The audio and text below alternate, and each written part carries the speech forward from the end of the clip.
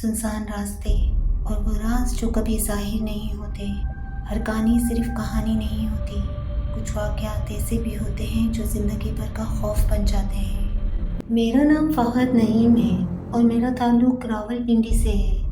یہ واقعہ 2022 کا ہے اور یہ میری چھوٹی بہن عائشہ فہد کے ساتھ پیش آیا۔ ہم ایک عام مڈل کلاس فیملی سے تعلق رکھتے تھے۔ میں اور میرا بڑا بھائی شادی شدہ تھے اور الگ الگ پورشن میں رہتے تھے۔ نیچے امی ابو اور عائشہ رہتی تھی۔ عائشہ کی عمر تقریباً 27 سال تھی۔ خوش مزاج، تعلیم یافتہ اور آن لائن جاب کرتی تھی۔ ایک شام عائشہ اپنے دوست کے گھر گئی۔ واپسی پر تقریباً 8:30 بجے اس نے مجھے کال کی اور کہا، بھائی راستے میں ایک عورت کھڑی ہے، کافی پریشان لگ رہی ہے، شاید اسے لفٹ چاہیے۔ میں نے کہا، عائشہ کسی اجنبی کو مت بٹھانا، سیدھا گھر آ جاؤ۔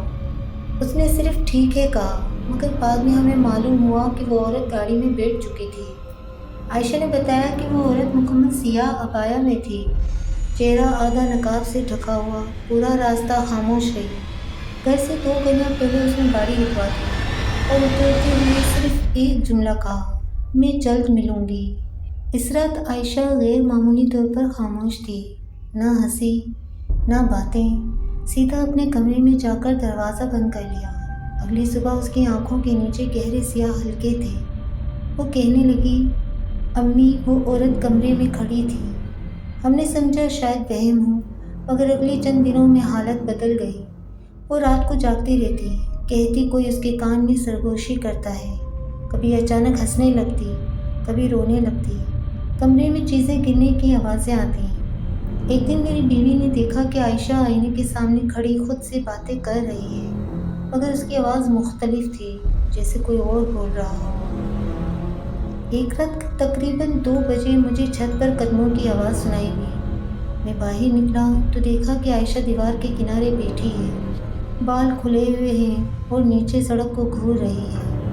میں نے آواز دی، عائشہ نیچے آ جاؤ۔ وہ آہستہ سے میری طرف مڑی۔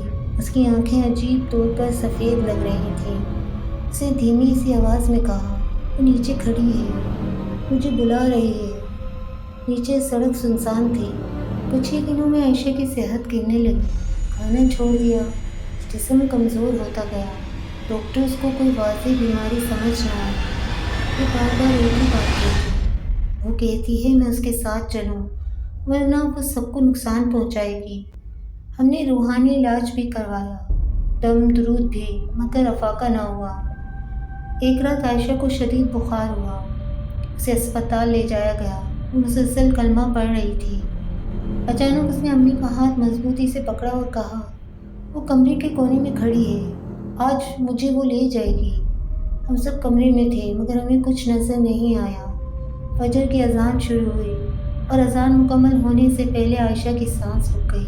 چند دن بعد ہمارے گھر کے سامنے والی بوڑھی خاتون آئی اور کہنے لگی، جس رات آپ کی بیٹی نے ایک عورت کو لفٹ دی تھی، وہ عورت پچھلے مہینے اسی سڑک پر حادثے میں مر چکی تھی۔